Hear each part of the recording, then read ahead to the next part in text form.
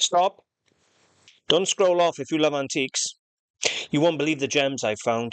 I've uncovered beautiful antiques from all around the world. And in a local car boot sale, would you believe? Each beautiful piece has a story and a soul all of its own, and I'm going to share them all with you in today's video. Okay, this first piece we're going to share with you today is an absolute beautiful little thing. It's cast solid brass formed as a camel, and it is a pen stand and inkwell. Now it's late 19th to early 20th century.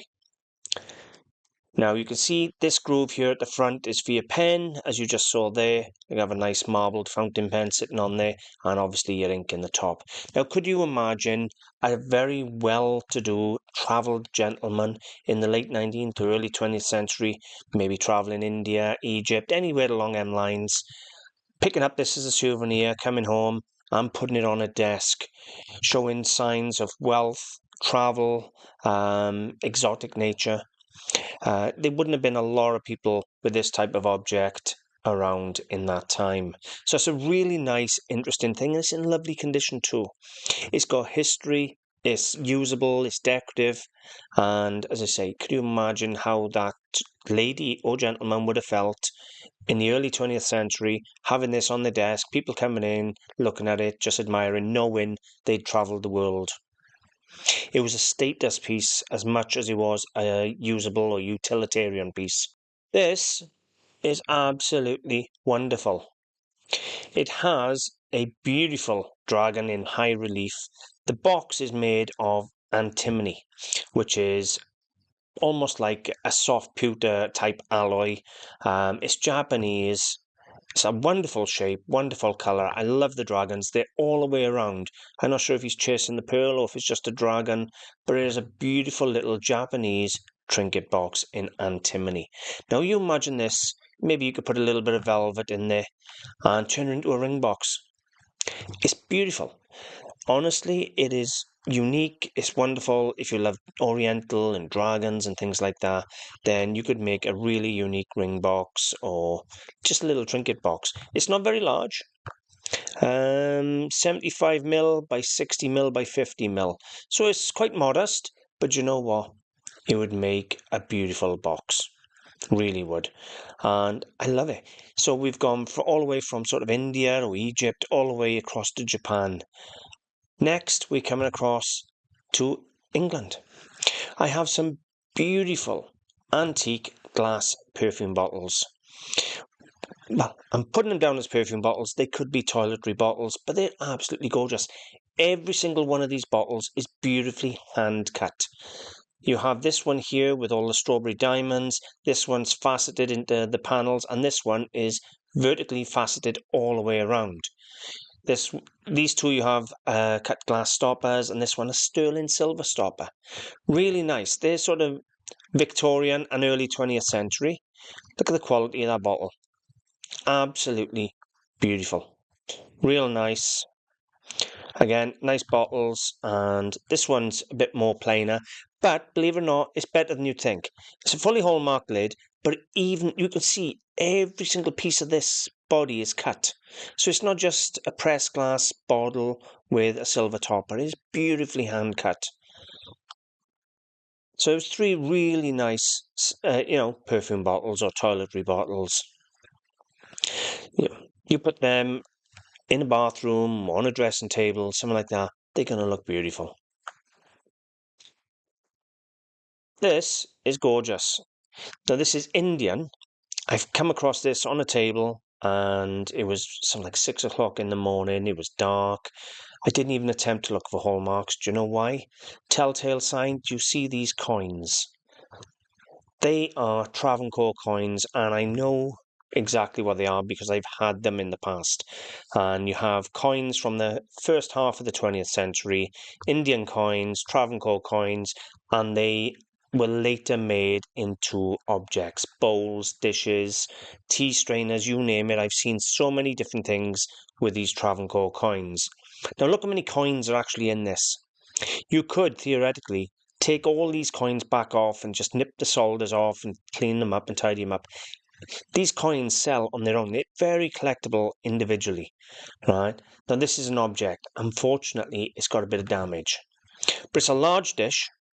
You can see here, this little gap here would have had some Travenor coins in there. It's got a dent in the bowl and a broken solder piece there, but it's still a beautiful silver dish.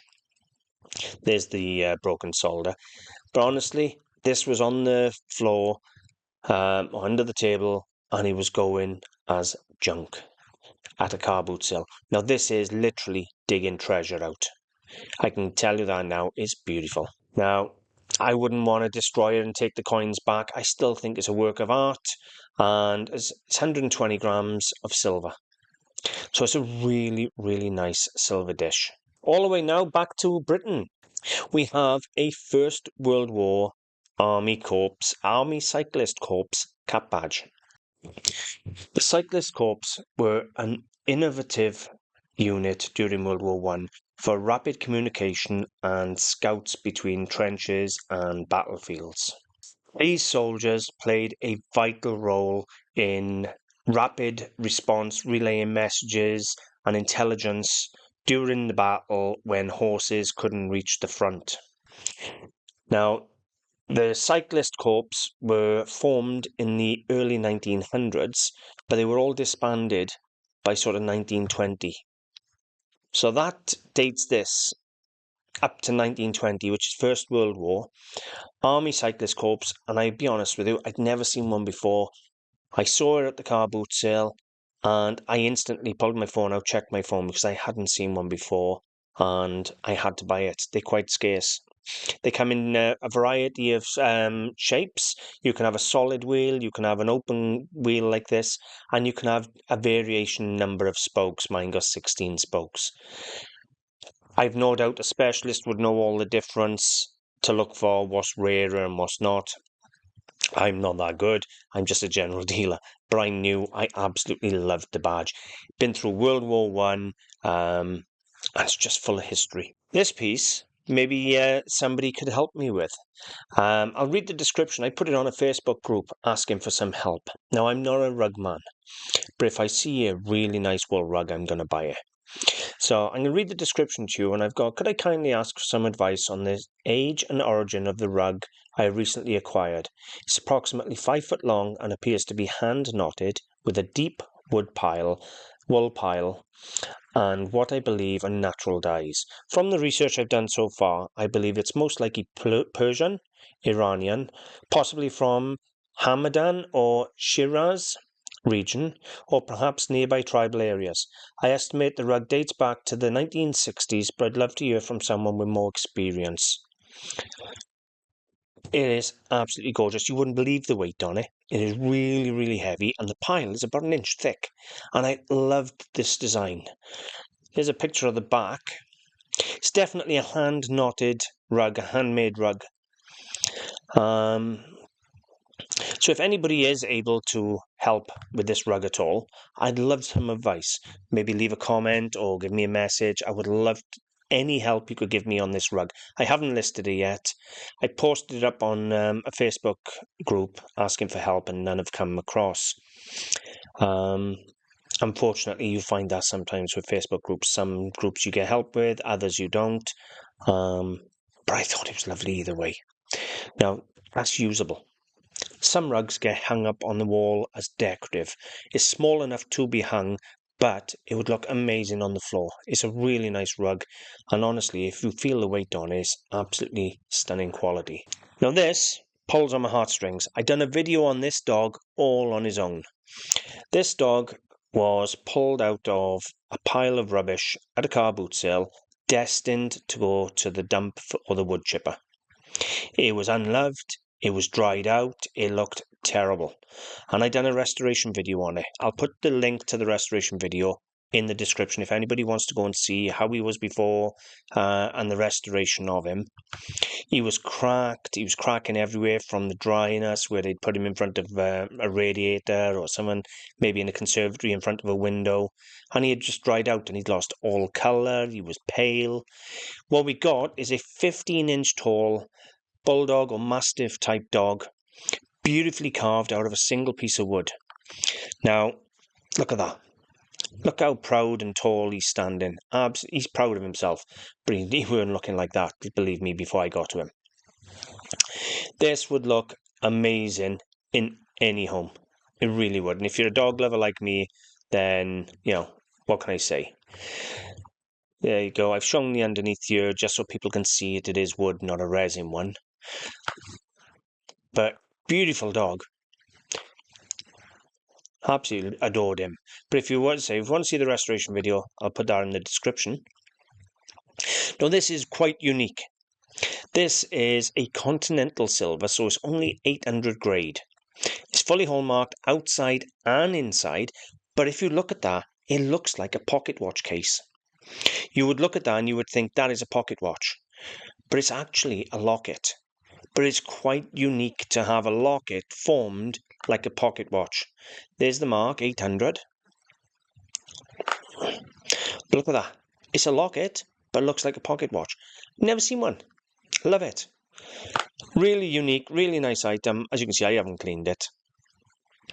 But a really nice item. And it's 22 grams of 800 silver. It's a nice thing.